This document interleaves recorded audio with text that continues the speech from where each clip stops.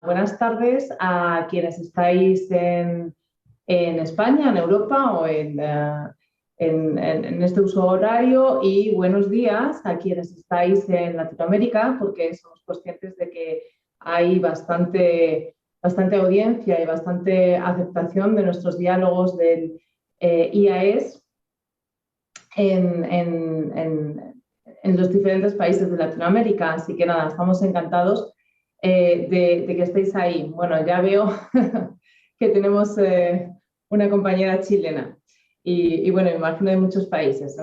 En el registro pues hemos visto que es muy diversa nuestra audiencia. Así que nada, bienvenida a todas y a todos desde todos los puntos donde estéis. Y nada, vamos a comenzar nuestro diálogo de hoy, nuestros diálogos del IAES, del Instituto de Análisis Económico y Social de la Universidad de Alcalá, que bueno, ya seguramente que muchas y muchos nos conocéis y sabéis pues que bueno, la idea de estos diálogos que tenemos con expertos en diferentes temáticas es precisamente el abordar problemas económicos y sociales actuales, contemporáneos, y plantear pues, algunas respuestas o incluso más preguntas, ¿no? Hacernos más preguntas en conjunto sobre estas temáticas. Entonces, la ponencia de esta semana se dedica a economía circular y podríamos decir que en la última de las sesiones que tuvimos, el último de los diálogos, que participó José Carlos Arias, él nos estuvo hablando de las transformaciones, las grandes transformaciones disruptivas que se están produciendo ahora mismo en la economía, en la sociedad. Y él estuvo hablando de pues muy diferentes cuestiones, ¿no? Como por ejemplo la globalización, el descontento y la polarización social que se están dando hoy en día, la transformación digital, todo este proceso lo está llevando, y apuntó también, aunque no habló demasiado, sobre la economía verde, la economía sostenible. Justamente el profesor Arias lo que nos dijo fue que seguramente era un tema que iba a provocar bastante interés y que después en las preguntas surgiría, ¿no? Pero realmente la sesión fue muy interesante, no nos pudimos detener tanto como hubiéramos querido. De todas formas, afortunadamente teníamos prevista entrar hoy más en este tema, en concreto en hablar de economía circular, ¿no? Dentro de esta dinámica, este concepto de la economía verde.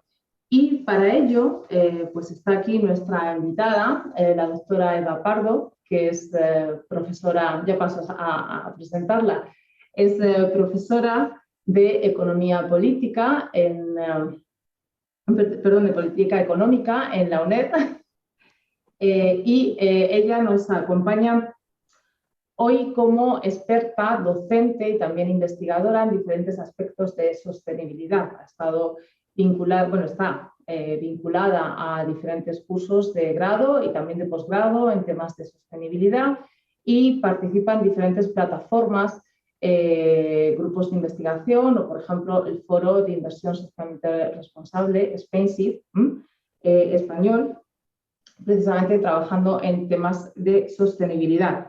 Realmente lo que nos va a contar hoy, nos va a hablar de economía circular, y ahí sí que me gustaría recomendaros un trabajo que Eva Pardo hizo junto con Marta de la Cuesta para el Instituto de Crédito Oficial Español, el ICO, que se llama Transición hacia la economía circular, guía para pymes, donde se tratan diferentes cuestiones y donde se habla también de diferentes sectores. Es una guía aplicada, se trata desde conceptos más generales y luego cómo se puede llevar, ¿no?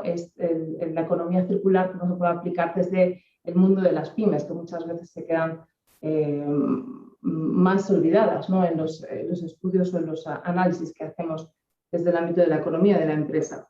De hecho, se habla en esta guía de varias iniciativas sectoriales. Yo no sé si luego, Eva, nos vas a contar un poquito sobre esa aplicación concreta a los sectores, y de otra cuestión muy importante, muy interesante, que es la financiación, cómo se utiliza como instrumento para fomentar la economía circular. Pues bueno, yo bajo este marco de esta publicación, que también podéis consultar, está abierta a todo el mundo, ya nada más doy el pie a Eva para que ella misma nos haga su presentación. Solamente voy a hacer un último apunte de orden, y es que para las preguntas y respuestas tenéis aquí abajo en los iconos, tenéis un icono específico para preguntas y respuestas. El chat está muy bien, gracias al chat me estoy enterando de que hay mucha gente de diferentes países, estupendo para saludarnos, pero las preguntas, por favor, canalizarlas a través de esta aplicación, de este icono de preguntas y respuestas, y las vamos a tener abiertas durante toda la presentación, con lo cual no tenéis que esperar al final y recordar lo que queréis preguntar. A medida que vayáis escuchando podéis elaborar vuestras preguntas, pero se contestarán ahí. También se contestarán si estáis identificados con nombre y apellido, ¿no? Que es uno de los requisitos que os pedimos para que funcione bien la jornada. Bueno, pues sin nada más, ya sí que te doy la palabra, Eva. Y muchas gracias por estar aquí. Hola, buenas tardes a todos y a todas. Gracias por estar aquí. Gracias a ti, Beatriz, por invitarme a este diálogo. También al IAES y a la Universidad de Alcalá. Bueno, el objetivo de esta sesión de hoy creo que lo has resumido muy bien, y yo solo quiero animaros a que participéis en pues preguntando al final esa ronda de preguntas de ese diálogo. Pero voy a empezar yo haciéndoos una pregunta. Os voy a hacer una pregunta a través de la propia aplicación de Zoom. La voy a lanzar ya y os voy a pedir que por favor respondáis lo primero que os venga a la mente. No penséis, responded. ¿En qué se centra para vosotros la economía circular? ¿Cuál es el énfasis principal que tiene o debería tener? Ahí la he lanzado. No penséis, simplemente responded. Yo empiezo con la presentación y cuando lleguemos ya a la explicación de qué es economía circular, vemos cuál es la percepción que tenéis y nada, y vemos si tiene relación con lo que yo os voy a contar o no. Bueno, se trata de una presentación pues que va a ser muy breve. La presentación, como veis, son 3 grandes bloques. En primer lugar, pues comentar, entender por qué surge la economía circular, qué importancia tiene en el contexto actual, tanto global como sobre todo europeo. Y luego ya profundizar, explicar pues un poquito más qué es la economía circular, en qué consiste, qué implicaciones tiene, y cerrar con esa parte final de debate y de diálogo, que es la que bueno, yo creo que va a ser la más enriquecedora de todas. Bueno, yo creo que ya después de tantos años hablando de lo mismo, todos tenemos claro los efectos que tiene y ha tenido, está teniendo y todavía seguirá teniendo el modelo de crecimiento actual. Se viene hablando desde hace mucho tiempo que es necesario cambiar de modelo, pero no hay forma. En el año 2015 se aprobaron 2 iniciativas internacionales que tuvieron muchísimo peso. Por un lado, los Objetivos de Desarrollo Sostenible, que forman parte de la Agenda 2030, que lo que persiguen es pues definir un nuevo modelo de crecimiento, un crecimiento económico que sea económico y social, que sea común para todos, que todos los países participen, todas las personas se vean involucrados y beneficiados del mismo, no que beneficie a unos perjudicando a otros. Y también se alcanzó el Acuerdo de París. Acuerdo de París centrado en dar respuesta a los problemas que está generando el cambio climático y en el que se aprobaron una serie de medidas y objetivos vinculantes y con alto compromiso para los países que los firmaron. Dentro de todo este movimiento que es global, que es internacional, una de las regiones que se está convirtiendo en pionera en cómo trasladar todas estas necesidades y dar respuesta a todos estos objetivos dentro de sus políticas económicas ha sido la Unión Europea. La Unión Europea ha puesto, bueno, en el año 2020-2021 ha puesto diferentes iniciativas en las que se da una gran importancia a todo ello. Digamos que el marco fundamental es el Pacto Verde Europeo. El Pacto Verde Europeo, junto con lo que hace es ser una hoja de ruta de qué tipo de economía se está buscando dentro de los países que conforman la Unión Europea y los pilares de esa economía. Lo que veis en pantalla está extraído literalmente del propio Pacto Verde Europeo. Lo que se busca es un crecimiento económico, un crecimiento social que esté uniendo lo que es una economía moderna, un nuevo modelo de economía, que sea eficiente en el uso de recursos y que sea competitivo. Que con todo ello lo que se busca es una disociación entre el crecimiento económico del uso de los recursos. Ahora vamos a ver un poquito más adelante pues, cuál es, en qué consiste ese sistema productivo lineal, que es el imperante hasta ahora mismo, y qué es lo que se persigue con la economía circular. Todo este compromiso, que puede sonar muy bonito, del Pacto Verde, se instrumentaliza tanto a través de planes específicos como el Plan de Acción en Economía Circular, legislaciones específicas que abarcan diferentes sectores, diferentes tipologías de leyes, como pueden ser pues, las vinculadas al uso de plásticos, a residuos, a la vida útil de los productos, muchísimas. Y también, cómo no, en aspectos clave de la política económica. Y dentro de la política económica, pues destaca el importante peso en los fondos Next Generation, en ese programa de ayudas pionero en la Unión Europea por diferentes características. No vamos a entrar mucho en él aquí, pero sí vamos a entrar en que son ayudas, son fondos reembolsables y no reembolsables, pero que tienen una vinculación y una orientación muy clara a esos pilares del Pacto Verde Europeo y de la Estrategia Industrial Europea, que son la digitalización y la economía circular. Y en economía circular, ¿con qué nos encontramos? Pues ese Pacto Verde Europeo se aterrizó en un plan de acción en economía circular que lo aprobó en el 2020 la Comisión Europea y en el 2021 el Parlamento. Y el Parlamento fue un poco más allá de querer un plan, lo que quiere es establecer metas concretas que permitan alcanzar ese nuevo modelo económico. Ese nuevo modelo económico, ¿de qué estamos hablando? ¿De qué estamos hablando y cómo lo enfoca el Plan de Acción Europeo? Por supuesto, estamos hablando de sostenibilidad, pero no es una sostenibilidad que limite al crecimiento económico, sino que estamos partiendo de lo contrario, de un crecimiento económico que se base en la sostenibilidad, en un uso eficiente de los recursos, que además permita obtener una mejor competitividad de las economías europeas y que además permita disminuir la dependencia que la Unión Europea tiene de determinados recursos.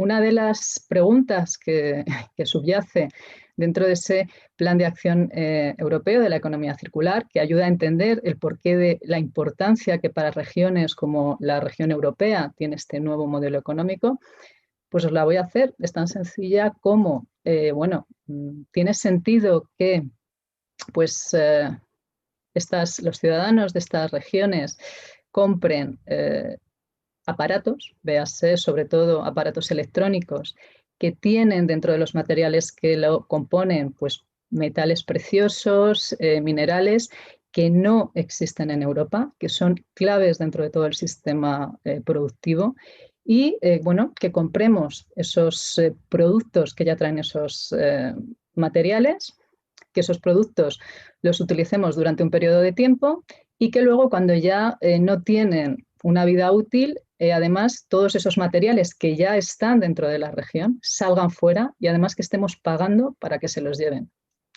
Muy eficiente y muy racional desde el punto de vista económico no tiene pinta de ser, ¿no? Ya me responderéis luego en las preguntas finales. Yo comparto esa visión de la Unión Europea de que no le veo mucho la lógica ni racional ni económica. Entonces, basados en eso, en esa búsqueda de crecimiento económico con un nuevo modelo en el que se busca competitividad, se busca menor dependencia de recursos y se busca una mayor sostenibilidad, hay cifras, hay estimaciones que muestran también lo que podéis ver en pantalla. O sea, se estima dentro del propio plan de acción que lo que es un cambio hacia modelos circulares puede suponer un aumento en el PIB de la Unión Europea pues desde cuando se aprobó el plan, año 2020 hasta el 2030, y un aumento importante de los puestos de trabajo. Y ya centrémonos en qué es la economía circular. Pues bueno, yo creo que ya todos sabéis y ya estáis, bueno, muy cansados de ver imágenes como las que os estoy mostrando aquí. Los procesos de producción y consumo actuales se basan en extraer materias primas de la naturaleza, transformarlas, usarlas, tirarlas, devolviéndolas otra vez a la naturaleza. Extraer, transformar, usar, tirar. Extraer, transformar, usar, tirar. Así hemos estado construyendo el crecimiento económico desde hace muchos años, desde finales del siglo XIX fundamentalmente, durante todo el siglo XX y durante todos estos años. ¿Con qué nos hemos encontrado? Pues nos estamos encontrando, y ya venimos desde hace muchos años avisando de ellos a alguna parte de los economistas, que el planeta no tiene la capacidad, por un lado, de generar todos esos recursos que necesitamos para seguir manteniendo el nivel de vida actual, y mucho menos tiene capacidad para que sigamos creciendo bajo estas mismas normas.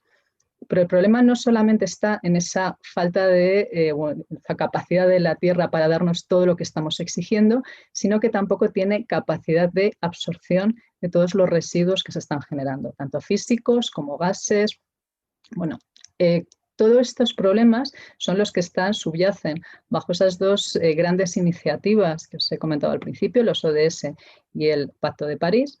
Y entonces es cuando dentro de esa búsqueda de nuevos modelos sale pues la concepción del los modelos de economía circular. Antes de seguir, voy a ver qué habéis respondido al cuestionario. Bueno, me encanta. No sé si vosotros estáis viendo las respuestas, yo os las voy a compartir. Creo que es la primera vez desde hace, pues más o menos, yo creo que 2 años, que fue la primera vez que empecé a dar pues charlas, conferencias sobre economía circular, en la que el 70% de las personas que participan asocian economía circular a un concepto amplio.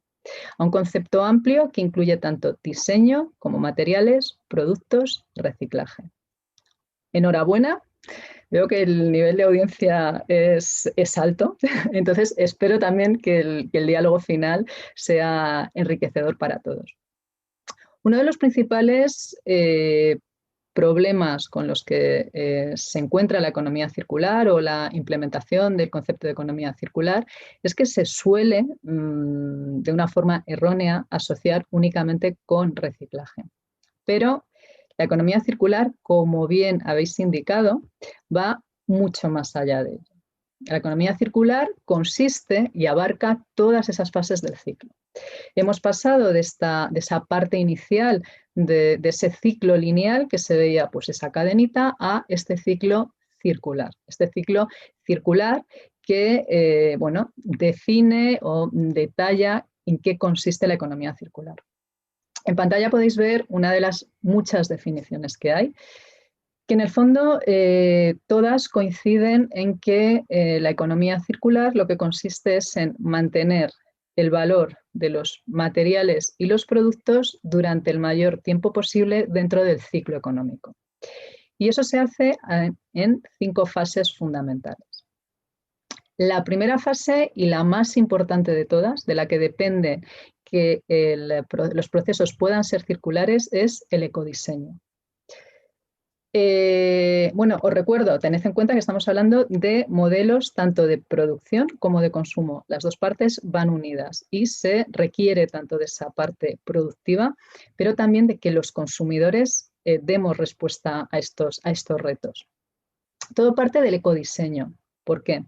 Pues porque el ecodiseño es lo que nos define que en el resto de fases puedan implementarse esos principios de economía circular.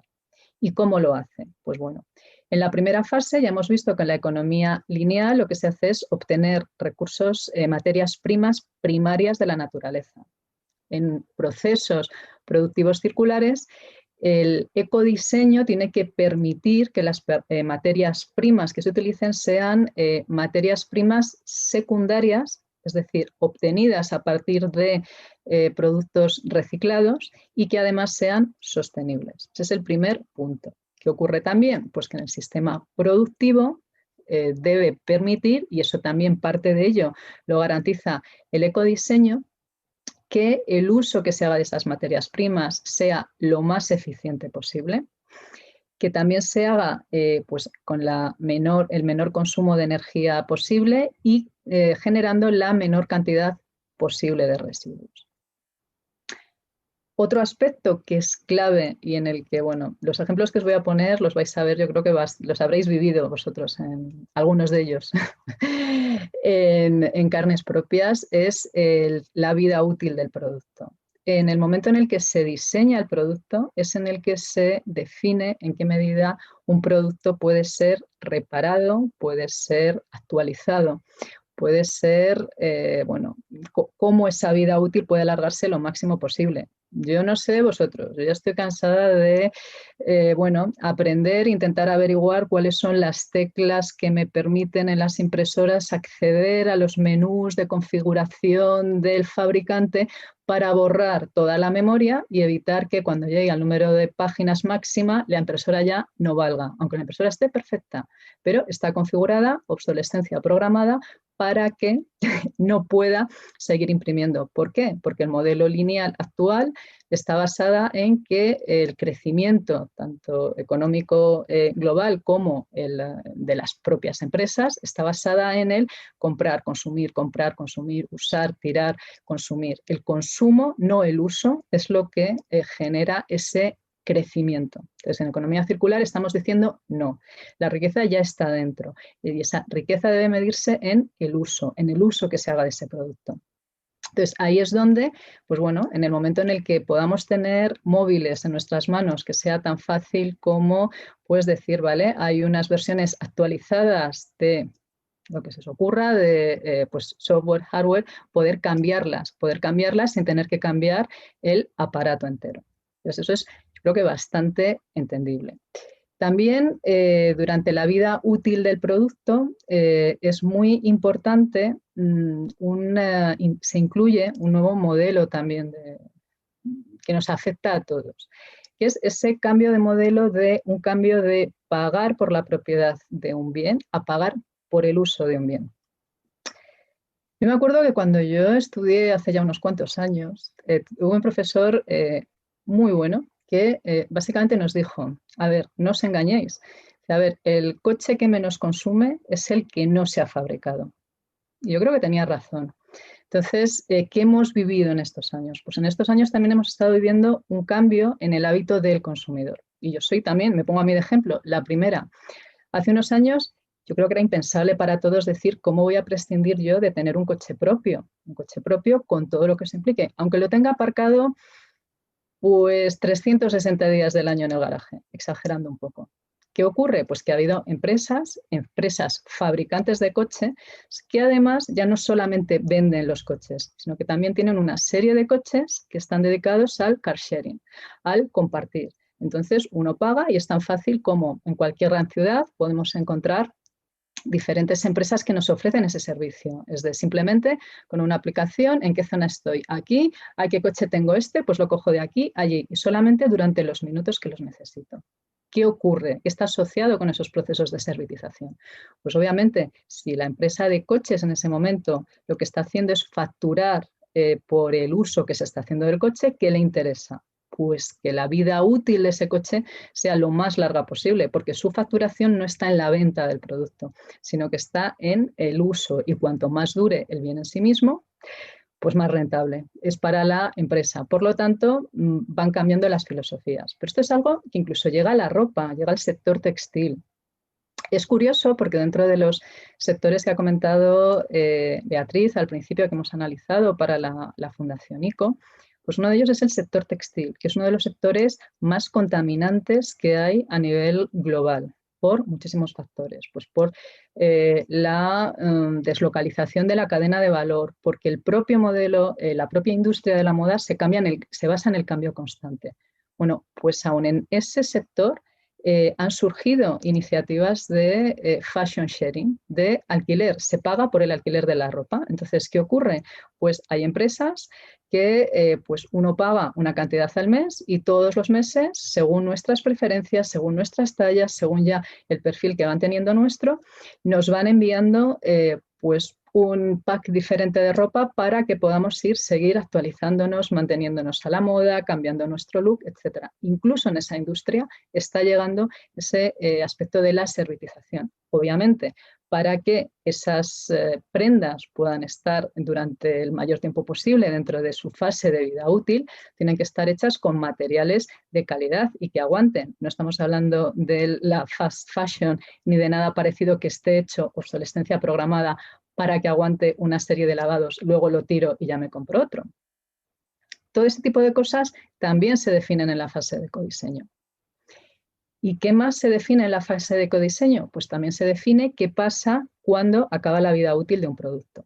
Cuando acaba la vida útil de un producto estamos ya en la fase de residuos. La primera subfase dentro de esa fase es decir, bueno, ¿en qué medida puedo desmembrar las partes que componen a un producto para volverlas a meter dentro del ciclo? O sea, es la fase ideal, la menos dañina. Pero hay momentos en los que eso no se puede hacer. Entonces, ¿eso qué pasa? Pues ya pasaríamos al reciclaje, es al obtener transformar esos materiales en nuevas materias primas. ¿Cómo afecta el ecodiseño? Pues el ecodiseño afecta mucho al reciclaje que se puede hacer de los materiales y de los productos. Por ejemplo, por un lado, se define si ese producto reciclado es ya la materia prima secundaria que se va a utilizar en el siguiente proceso productivo. Recurro otra vez al sector textil, un ejemplo muy claro que ya conoceréis seguro que diversas marcas, pues lo podemos observar en el tema de las fibras plásticas que se utilizan. Está la opción de extraerlas, crearlas directamente de cero, del petróleo nuevamente, o la opción de reciclar generalmente pues botellas de plástico. Ahí tienen campañas algunas de estas empresas pues asociadas a recuperar plásticos de los océanos. Con todo eso, con todo ese plástico reciclado, generan nuevas hilaturas que son la base, son esa materia prima secundaria para iniciar el proceso de producción de un nuevo producto. ¿Qué ocurre? ¿Que afecta también al reciclaje del ecodiseño? Pues otra vez vuelvo al sector textil. En uno de los talleres en los que estuvieron participando gente involucrada directamente de empresas, involucradas directamente en los diferentes sectores analizados, pues uno de ellos, una de estas personas que estaban, su ámbito de actuación era la gestión de residuo textil, me dio un ejemplo en el que yo, por ejemplo, nunca había caído. Dice, pero, por ejemplo, en el momento del diseño es cuando se define no solo el color de la prenda, sino también esa etiquetita en la que se dice qué talla hay, de qué está compuesto, dónde se ha fabricado. Y nos explicaba directamente, dice, simplemente el hecho de que la etiqueta sea del mismo color que la prenda favorece muchísimo el proceso de reciclaje. Porque ¿qué ocurre? Cuando llegan las prendas que ya no son objeto de más vida útil, cuando las rompen, las hacen cachitos para poder generar nuevos productos o pasar a procesos de reciclaje, de recuperación, lo que se puede hacer con ellas. Dice, claro, es que el hecho de que la etiqueta sea blanca ya hace que la calidad, el color de ese empaque ya no sea el mismo. Es simplemente porque ya nos aparecen todos con trazas blancas. Pues algo tan sencillo como eso se define en el ecodiseño. ¿Y cuál sería ya la última fase dentro de este proceso económico circular? Pues bueno, cuando ya no podemos alargar la vida útil del producto, no podemos remanufacturar el producto, no podemos reciclar los componentes, la última opción sería la recuperación energética pues de la energía que generen a través de la incineración, fundamentalmente. Esto es de una forma muy sencilla. Define qué es la economía circular y qué implica. Pero hay unos retos, hay unas importancias, hay unos modelos económicos asociados detrás que tienen mucho peso en cómo se puede hacer esa transición desde modelos económicos lineales a modelos económicos circulares y en los que también se basan los modelos circulares en sí mismos. Estamos hablando de tres grandes grupos de cambios, de tres grandes grupos de actividades. Os he puesto esta imagen en pantalla. Para mí es una de las que mejor lo refleja, que es la que ofrece el Banco Europeo de Inversiones en una de sus publicaciones sobre cómo financiar la economía circular y en la que explica a los financiadores cómo deben tener en cuenta, cómo deben valorar los riesgos que estos nuevos modelos suponen. Y básicamente lo agrupa en tres grandes categorías. Voy a empezar por la última, por la C.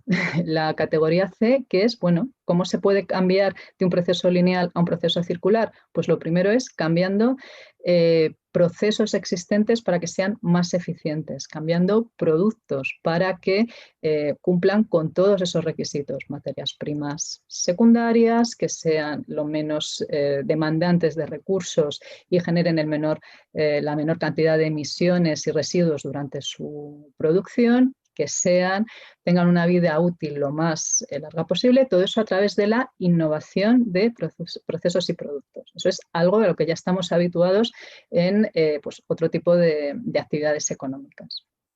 Y hay dos que son las que suponen los mayores retos. Y esos mayores retos, la primera de ellas es la necesidad de simbiosis y las ventajas que para la economía circular puede suponer la simbiosis o los modelos colaborativos. Y en este sentido tenemos dos grandes bloques. Por un lado, esas propias simbiosis físicas dentro de unos mismos espacios, parques industriales circulares, en los que se unen empresas que bien pues necesitan a lo mejor el mismo tipo de producto o que los residuos que generan unas sirven como materia prima para otras, o en las que pues, se consigue generar una serie de residuos lo suficientemente elevado como para que vengan empresas especializadas a tratarlos y les sea rentable. También otro ejemplo muy sencillo puede ser en esta simbiosis.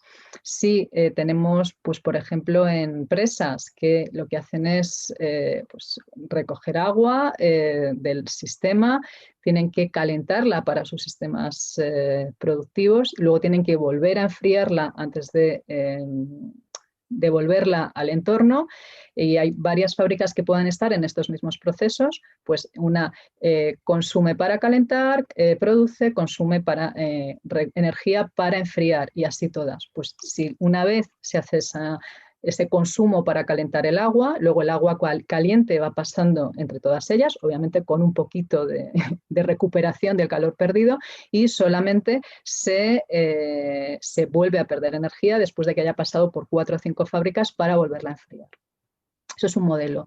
Y el otro gran modelo es el que os comentaba hace unos minutos de la servitización. Esa importancia, ese reto que supone no solo para las empresas pasar a ese modelo de servicios, sino también para los consumidores.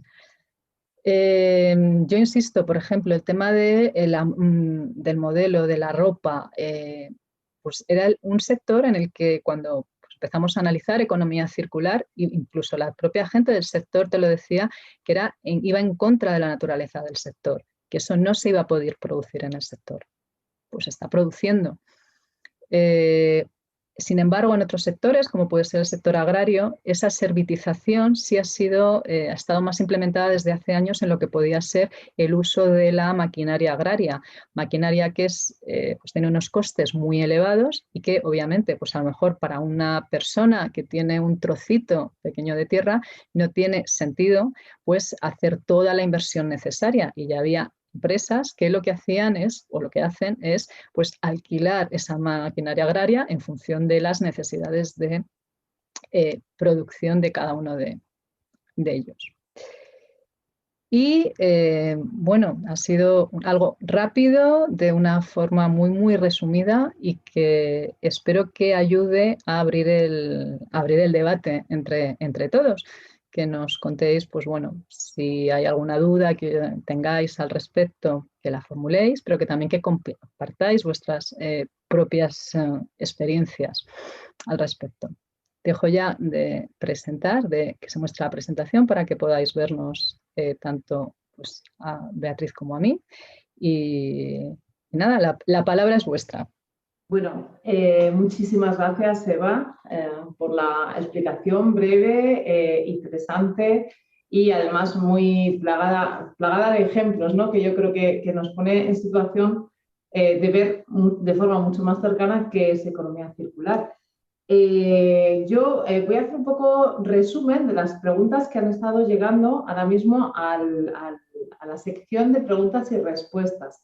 Recordad que es ahí donde vamos a atender esas preguntas y justamente hay algunas preguntas que coinciden en el ámbito de la transferencia transfronteriza, tanto de materias primas o de productos producidos, y qué posición tiene la Unión Europea, por ejemplo, dentro del marco del Pacto Verde, a esta importación realmente de productos, de materias primas que vienen de fuera. Si en este ámbito de la economía circular se están posicionando, atacando directamente este tema. Y también hay otra compañera que habla de esa transferencia transfronteriza, pero de residuos, esos residuos que salen de determinados países hacia afuera. Entonces, si quieres, podemos empezar por ahí. También hay otra pregunta interesante que llega de Portugal, de Manuel Pereira, que plantea, dentro de las diferentes R's, ¿no? Que también han sido como el origen, aunque no son lo único, ya lo has explicado al principio, pero no es lo único que define la economía circular, pero él apunta también hacia una cuarta R, que sería la redistribución de los recursos económicos, incluso financieros, ¿no? Entonces, habla de si la riqueza sigue estando concentrada, no se redistribuye la riqueza, pues bueno, como si la economía circular también se define en este sentido. Y bueno, de momento, yo también quería plantear una pregunta, ¿no? Y es que ahora mismo el plan de reestructuración española, justamente que para el acceso a esos fondos de Next Generation de la Unión Europea, la recuperación se está centrando precisamente en un sector que es el inmobiliario, el de la construcción, que justamente en la anterior crisis que tuvimos fue un sector que fue pues bastante, fue que se pegó la gran caída, ¿no? Al menos aquí en nuestro país, precisamente derivado de una burbuja, de una serie de consecuencias sociales bastante complejas que se derivaron precisamente por esa burbuja, la especulación inmobiliaria, la subida del precio de la vivienda, la difícil accesibilidad. Y todo esto ahora justamente parece que va a ser el sector en el que se está apoyando. Entonces, también por conocer tu opinión en estas preguntas. Luego continuamos, si nos sobra tiempo. Perfecto, pues bueno, estas tres grandes bloques de preguntas, voy a empezar por el último. Fondos europeos, Next Generation, prioridades establecidas por los países. Pues bueno, los fondos Next Generation de la Unión Europea, ya que me dais oportunidad de hacerlo aquí, voy a desarrollar un poquito más lo que no pude hacer en la presentación. Han supuesto un reto muy, muy grande para la Unión Europea porque bueno, es una apuesta ante la situación vivida por la pandemia por COVID, pues nos hemos enfrentado pues, muy directamente a ese límite de los recursos. O sea, ese límite de que se ha visto cómo han faltado, por ejemplo, microchips, han faltado cosas que son básicas en los procesos productivos y que han sido básicas en el sistema sanitario, cómo se han tenido que reutilizar, recuperar, volvemos con las RES, aparatos, pues respiradores, esta es otra red, pero que no va por ahí, que son necesarios para mantener la vida. Entonces, dentro de toda esa crisis sanitaria que ha tenido unos efectos sociales y económicos muy, muy grandes para todas las economías globales, la Unión Europea, como respuesta, lanzó ese programa de ayudas de fondos Next Generation, que incluyen tanto dentro del programa de resiliencia, tanto fondos reembolsables como no reembolsables. Fondos que en parte son gestionados directamente por los gobiernos. Cada gobierno ha definido su plan, sus prioridades para el uso de esos recursos. Y una de las grandes importancias que tienen estos fondos, más allá del destino, es que estos fondos gracias a estos fondos, digamos que es la primera emisión de deuda que va a hacer la Unión Europea a nivel europeo, no a nivel país individual. Algo que es un logro muy grande, pero que ocurre también que implica unas condicionalidades muy fuertes y esas condicionalidades van vinculadas a lo que puede hacer la Unión Europea a su nivel. Es digitalización sobre todo y lo que os comentaba, economía circular. Luego dentro de ello, cada país ha establecido sus preferencias. Volvemos a cómo lo ha hecho en este caso España. Pues en este caso España lo que ha hecho es definir ese modelo industrial de crecimiento económico propio. Ha optado por el sector construcción. Es cierto que el sector construcción es uno de los que más efectos puede generar sobre uno de los prioritarios y los clave a que haga una transición para que el sistema económico pueda ser circular, tanto en lo que tiene que ver con los materiales que utiliza, tanto en lo que tiene que ver con el tipo de material que se utiliza. Por ejemplo, hay un cambio que es muy grande, que es de lo que se llama la construcción, desde la perspectiva de economía circular, de lo que es la construcción húmeda, es decir, esa construcción que se hace utilizando cemento, productos que no hay forma de reutilizarlos, que es de lo hago y luego cuando lo destrozo, pues que lo trate quien sea y a veces no es tratable, a construcción en seco, que son pues a través de paneles, a través de materiales que una vez finalizada la vida útil del edificio, de la estancia, de lo que se haya hecho, sí pueda ser reutilizado. Por otro lado también está la parte de eficiencia energética. A ver, es un sector importante, no es el único. Lo que se está haciendo en este momento con esos planes nacionales es apostar por lo que las prioridades económicas del gobierno son. Opciones hay muchas. Es una oportunidad muy, muy grande yo creo que es una oportunidad muy grande para países como España, para poder actualizarse y conseguir esa competitividad que está buscando la Unión Europea. Sector construcción, centrarlo tanto en sector construcción. Yo no he estado detrás de la definición del plan español. Bueno, puede haber otras prioridades, puede haber otros sectores prioritarios, como tú comentabas. O sea, ya hemos visto como en planes de recuperación económicas anteriores también se ha optado por dar prioridad al sector construcción. Es cierto que se puede hacer mucho, pero también se puede hacer más en otros sectores industriales, por ejemplo. No sé si, bueno, más o menos algunos aspectos he tratado aprovechando esa pregunta. Luego, en cuanto a esa otra la red de redistribución. Por un lado, pues bueno, lo que es la redistribución, se puede considerar que en la medida en la que las economías más consumidoras de recursos generan menos emisiones y extraen menos recursos de aquellas economías menos desarrolladas, que son al final las que están aportando esos recursos, no se están descapitalizando en recursos. Entonces, es una forma, no es te doy dinero para ayudarte a salir, pero sí te dejo que tú tengas esos recursos. O sea, por ejemplo, los efectos brutales que ha podido tener tanto a nivel pues, alimentación, a nivel pues, de las poblaciones locales, cuando se han tenido que quitar cultivos dedicados a alimentación para generar biocombustibles, para generar otro tipo de productos que se estaban pues, demandando en economías más avanzadas. Eso ha tenido un efecto, en algunos casos, pues muy fuerte, que ha afectado a esa riqueza. Redistribución, pues bueno, esa redistribución puede ser en la medida, se puede considerar que hay cierta redistribución en la medida en la que no se están extrayendo excesivos recursos ni segmentando ni evitando, quitando recursos que son básicos para la vida y el crecimiento económico de esos países menos desarrollados y que tampoco se les está contaminando los entornos. Redistribución, en cierta medida, puede ser una no extracción, una no me hago un acopio de todo lo que puedo hacer pagando. No sé si exactamente la pregunta iba por ese sentido. Ya nos comentará si no está respondida, pues bueno, podemos seguir abriendo debate.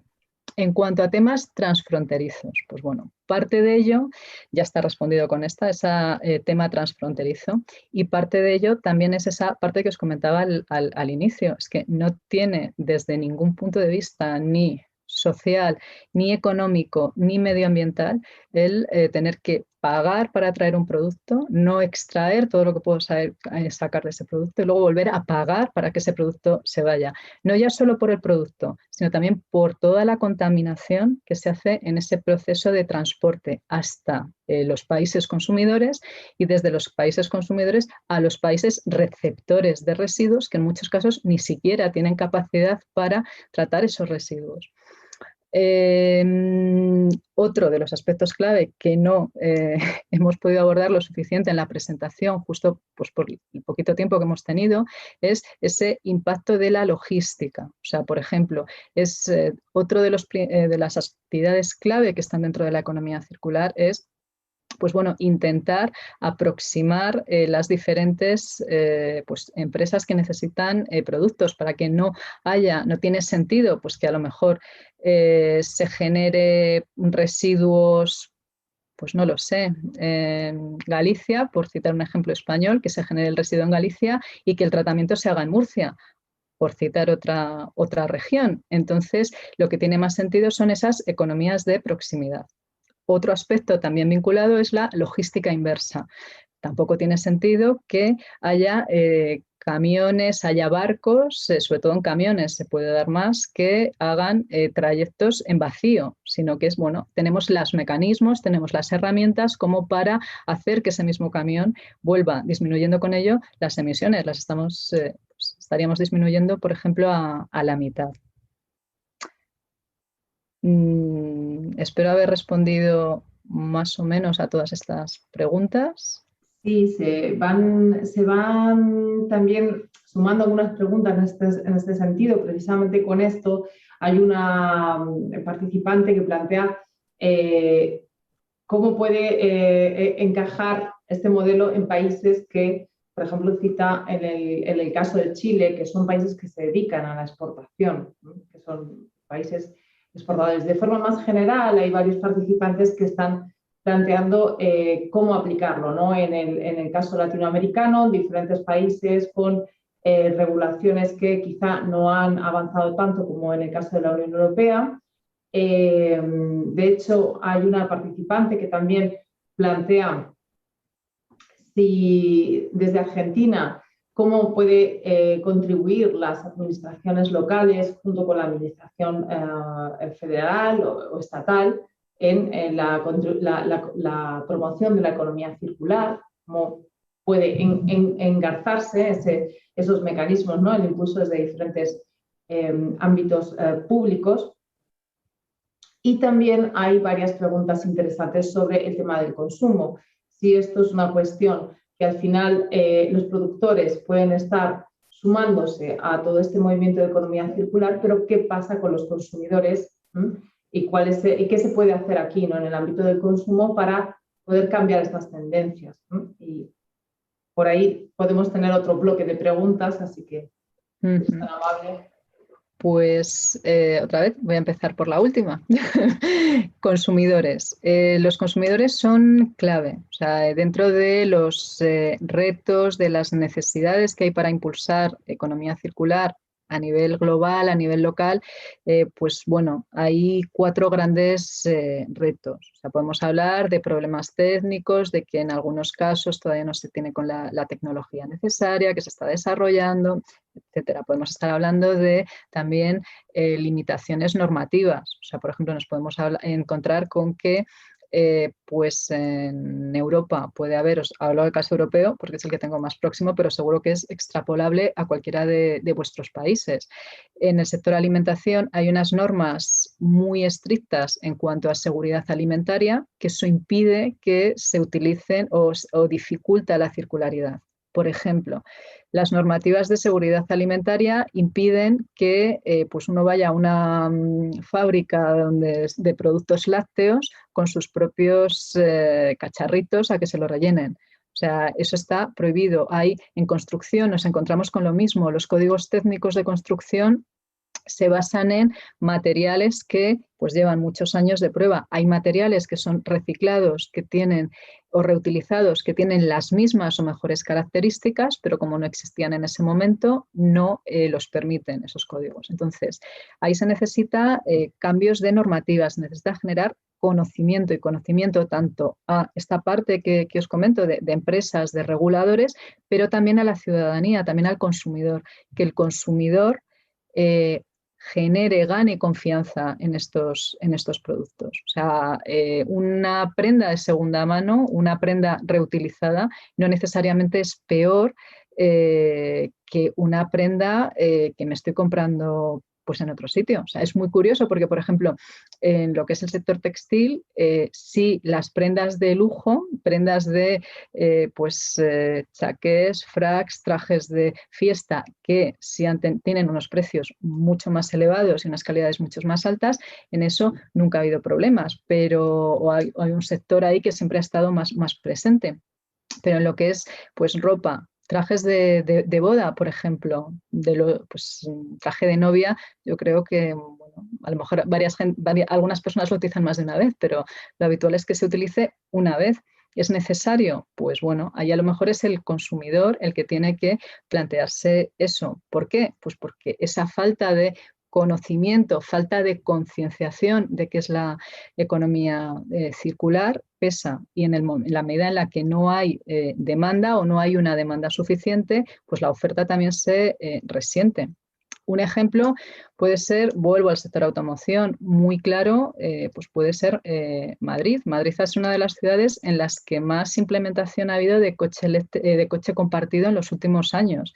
Han surgido diferentes empresas y cada una ha conseguido posicionarse con unas características diferenciales respecto a las otras. O sea, la primera empresa en aparecer eran coches muy pequeñitos, 2 plazas, centro de Madrid, con unas características muy determinadas, o sea, muy facilito. Luego, ¿qué ocurre? Que como había modelo de negocio, llegó otra empresa con un coche un poquito más grande que ya permitía salir un poco a las afueras de Madrid y además que tenía una tarifa específica para esos momentos en los que si uno se iba fuera a un centro comercial, a, no sé, alguna actividad lúdica, podía dejar el coche apagado, seguir pagando, pero una cantidad mucho menor. Y luego en episodios de alta contaminación coincidió con que otra empresa vinculada tanto pues, a una empresa petrolera como a una empresa del sector automóvil, crearon otra marca de coche, otra empresa de coche compartido, que lo que hizo fue crear 2 hubs a las entradas de Madrid para que la gente llegase ahí con sus coches y desde ahí cogiesen esos coches que sí eran bastante más grandes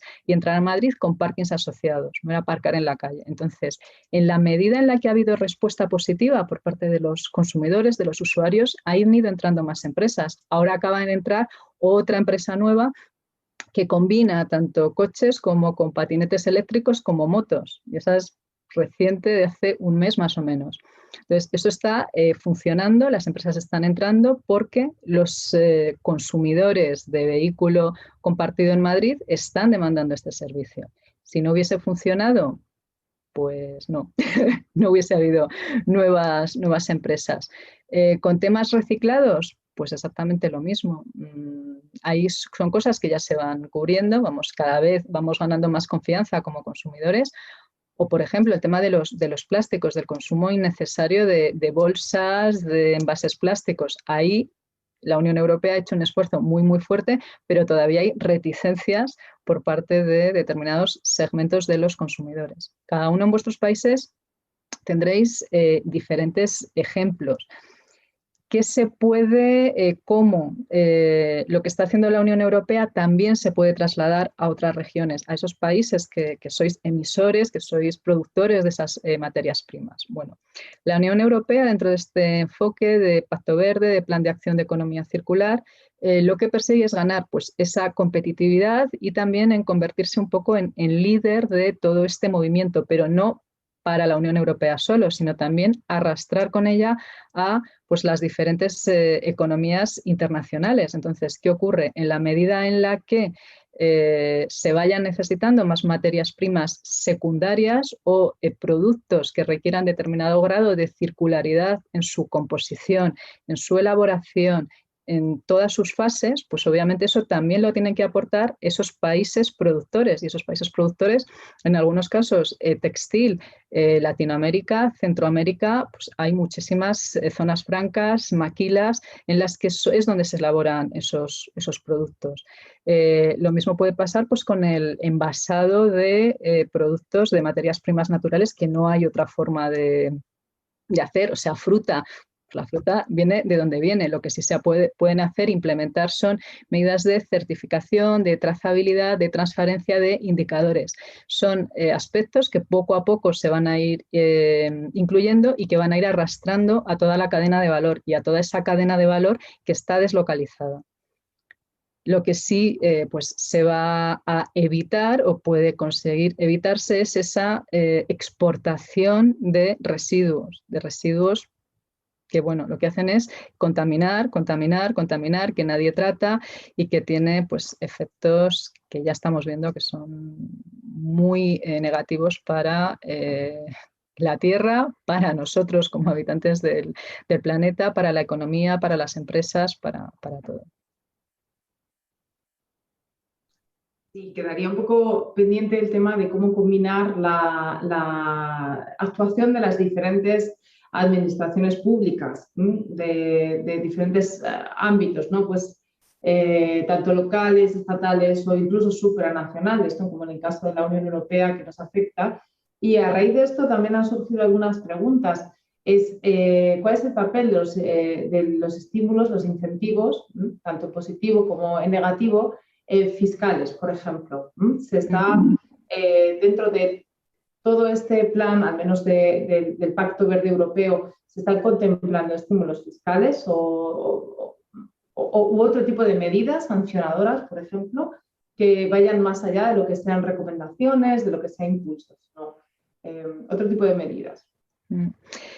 Bueno, pues sí, todo lo que es Pacto Verde, Plan de Acción de Economía Circular, al final es una pirámide, un paraguas, como lo queráis ver. O sea, lo que hace es desde un marco mucho más amplio, global, que es ese concepto de sostenibilidad, se van creando subplanes, subestrategias, normativas específicas. Por ejemplo, claro, cada una va a su nivel. A nivel internacional global tenemos marcos, como puede ser el Acuerdo de París, como pueden ser los ODS, cada uno con un grado mayor de compromiso, voluntariedad u obligatoriedad.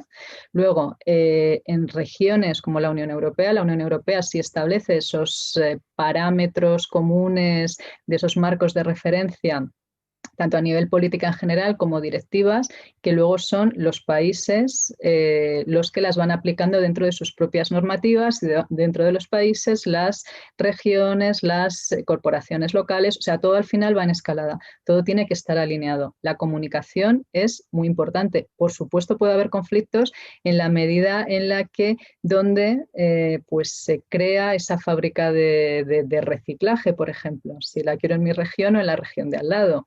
Pero eso también pasa con residuos, por ejemplo, nucleares. Nadie quiere un residuo nuclear al lado y hay regiones que las tienen que tener. Entonces, en la medida en la que puede haber esas simbiosis que comentábamos en alguna de las fases, que puede haber esa coordinación, es importante, es muy necesaria.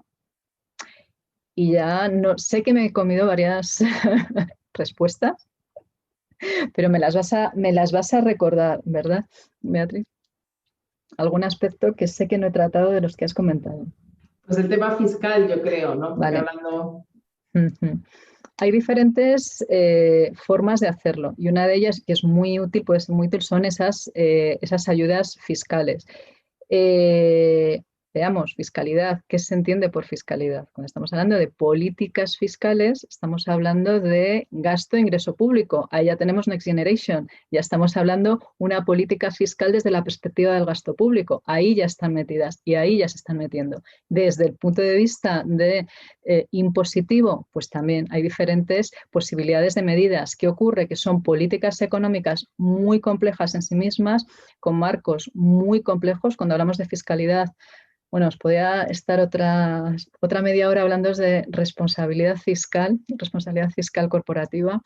Entramos en marcos muy complejos en los que hay muchísimas lagunas, pero sí hay formas muy fáciles que pueden ser la tributación, que los productos que estén elaborados a partir de materias primas secundarias, pues su tipo impositivo pues, en el caso europeo del IVA sea menor por evitar el uso excesivo de materias primarias. Pero todo esto recae al final a esos diferentes niveles regulatorios, ejecutivos, y dentro de eso también a los diferentes niveles sectoriales, a esa confluencia de políticas que a veces, pues no solamente en esto, sino en otro tipo de cosas, entran en conflicto entre sí.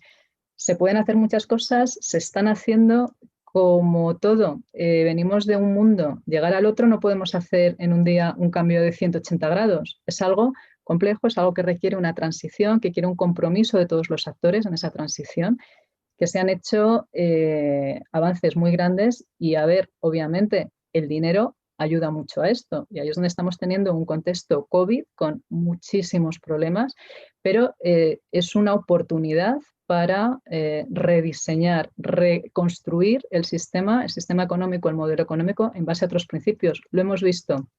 No había respiradores, no hay respiradores, mientras que no hay chips, se paran procesos productivos, no se puede atender a la gente en los hospitales. Es ahora o después va a ser mucho más tarde, demasiado tarde. Yo creo que como una reflexión general, que además Catherine Tamayo está también planteando y también recoge el sentir de varios de los participantes, creo que hay una cierta preocupación, ¿no?, en las relaciones bilaterales entre, por ejemplo, Europa y Latinoamérica, los países del bloque europeo y Latinoamérica, y los acuerdos comerciales, que muchos de ellos están basados en la exportación sobre todo de materias primas, pero también de productos elaborados, quizás esa exportación, sobre todo en el caso de las materias primas, que pueda ir más hacia Europa, como planteabas, y que esto pueda generar pues también cambios, una transformación de esos propios acuerdos comerciales. ¿Hay alguna pregunta de qué se puede hacer, ¿no?, para que Latinoamérica pueda sumarse a la economía circular, o dónde pueden estar las potencialidades? Yo, si me permitís la aportación, me gustaría destacar que si partimos desde el diseño del tipo de materiales que se pueden o que se van a necesitar para los productos del presente, del futuro más inmediato, ahí también se pueden plantear, ¿no?, qué es lo que va a exportar, qué materiales pueden venir hacia Europa desde Latinoamérica o viceversa. Yo creo que la clave puede estar en que también se cambien las cuestiones, se cambie desde el propio diseño y qué se está produciendo, ¿no?, en la propia... Por ejemplo, en el ámbito textil, la sustitución de piel, por ejemplo, por derivados de la piña, fibra de la piña, pues está funcionando. Es decir, estas son cuestiones que pueden, además, que pueden sustituirse, ¿no?, y que ahí puede haber en fibra de coco también, sí, efectivamente, Viviana. Esto puede haber una oportunidad aquí. Entonces, bueno, es cuestión de replantearlo, ¿no?, y de sumarse también en ese aspecto. Pero por supuesto yo creo que toda esa reflexión que comentaba Eva, que se puede hacer a nivel local, de transformación, se puede hacer también perfectamente en cualquier país latinoamericano. Es necesario que haya una buena implicación tanto de consumidores como de productores, de las administraciones públicas, que se creen esos clústeres de empresas que puedan aprovechar recursos y sinergias y que llegue a permeabilizarse la servitización también, ¿no? Yo creo que es un modelo que no creo que sea únicamente, ¿no?, que lo propone Europa o a lo mejor está siendo la cabeza actualmente a nivel de política, pero que se puede extender a más países, ¿no? Entonces, si me permites complementarlo un poco, también están todos esos programas de ayuda que la Unión Europea también realiza con sus países socios. O sea, también todas esas actuaciones de la Unión Europea van a ir encaminadas a, pues, contribuir a ese enfoque de la Unión Europea. Hay otro factor clave, ODS. O sea, ODS hay, pues, es un tema que es transversal a muchos de ellos, pero también, o sea, hay uno que es directamente consumo responsable. Producción y consumo responsable. Entonces, hay muchísimas iniciativas abiertas para ayudar a la consecución de los ODS, sobre todo muchos de ellos con enfoque en Latinoamérica. Pero estamos hablando de ODS a los que lo que se está buscando desde la Agenda 2030 no es que solo sea financiación pública internacional, sino que también se involucra a la empresa privada, también se involucra al sector financiero. De hecho, el sector financiero tiene un papel clave en lograr ese gap de financiación que se necesita para llegar a los ODS. Y ahí entramos también en, pues, iniciativas de inversión socialmente responsable, que cada vez tienen un mayor peso también a nivel internacional, de inversores, gestores de activos, que lo que hacen es invertir buscando esos criterios de sostenibilidad, de contribución a los ODS. Y podemos hablar tanto en empresas ya constituidas como en proyectos más emergentes, más de impacto financiero de base, como puede ser todo lo que está vinculado con la inversión de impacto. Sí, el tema financiero daría para otra sesión o para otro diálogo y probablemente lo traigamos a los diálogos del IAES más adelante. Hablaremos de inversión socialmente responsable y lo podríamos ligar precisamente con todo el ámbito de la economía circular. Bueno, sintiéndolo mucho, tenemos que ir cerrando ya nuestro diálogo porque en principio la sesión era hasta las 6, no, me dejan el margen de alargarme 10 minutos más, pero en principio tendríamos que dejar, yo creo que en este punto, este diálogo. Creo que, bueno, la audiencia y los ponentes nos quedamos con ganas de más, pero bueno, yo os invito, sin más, me gustaría, lo primero, darte las gracias, Eva, por tu exposición y por la respuesta, la amplia respuesta a tantas preguntas y a tantas cuestiones. Y, por supuesto, a todos los participantes por estar ahí, por ser tan activos y estar, bueno, pues tener tanto interés. Además, habéis contribuido, yo creo que ha habido una contribución bastante interesante, ¿no?, con cuestiones y que ha dado en el clavo, ¿no?, de algunas de las dudas y de lo que puede ser el futuro, no solamente de la economía circular, del modelo productivo, sino también de las relaciones multilaterales entre diferentes países.